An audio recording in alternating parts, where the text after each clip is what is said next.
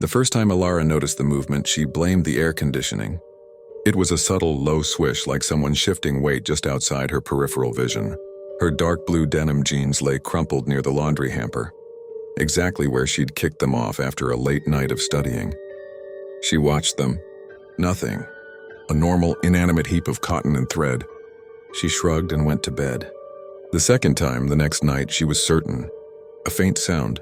Not quite a rustle, but a heavy, deliberate friction against the carpet. Peeking out from under her duvet, heart hammering against her ribs, she saw it. The jeans were upright. They weren't standing, not exactly, but they held the semblance of a lower body, the waistband taut, the legs bent slightly at phantom knees. They moved with a slow, agonizingly silent stride across the room toward the archway. Elara froze, unable to scream. The sight of the empty fabric mimicking human locomotion was profoundly wrong. They reached the doorway, paused as if listening, and then began to climb the wall. The rough denim hitched and scraped against the painted plaster, seeking purchase. She screamed then, a short, strangled sound. The jeans stopped, the two hollow legs snapping back down to the floor. They spun around, the soundless turn giving them a grotesque, predatory authority. They were coming for her.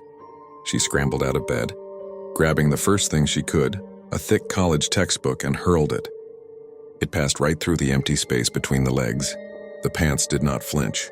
They simply accelerated their strange, gliding walk. Elara fled. She threw open her closet door and ducked inside, slamming the wooden panel shut. She huddled behind a hanging coat, hearing the soft, rhythmic thump-swish of the fabric approaching.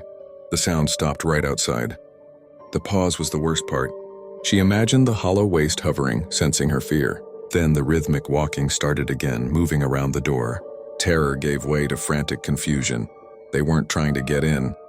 They were trying to get past the door.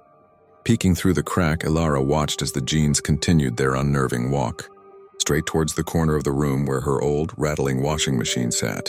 The low-grade appliance usually made a faint, constant whir. The denim seemed agitated. Instead of attacking, the pants started pushing and nudging the washing machine, scraping their cuffs against the metal casing, as if trying to force it backward. The horrifying truth dawned on Elara. The jeans weren't trying to hunt her. They were trying to escape something. She slowly pushed the door open. The jeans immediately stopped their mechanical pushing and, with a final shudder, slumped. Elara approached cautiously. She placed a hand on the old washing machine. It was emitting a low, powerful, high-frequency hum that vibrated the entire floor. The sound, almost inaudible to human ears, was clearly unsettling the lightweight denim, which had been resting right next to it.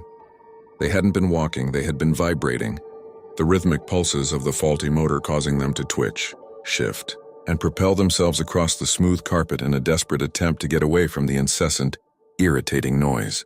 With a profound sigh of relief and a nervous giggle at the absurdity of the chase, Elara unplugged the old machine and hauled the jeans away. She carefully folded the denim and placed them deep inside her dresser drawer. The unsettling movement was gone, replaced by the soft silence of a peaceful, if slightly bewildered, apartment. She knew she'd be getting rid of that washing machine tomorrow, but tonight she slept soundly, knowing her terrifying encounter was simply a case of inanimate fabric, trying to escape a very annoying sound.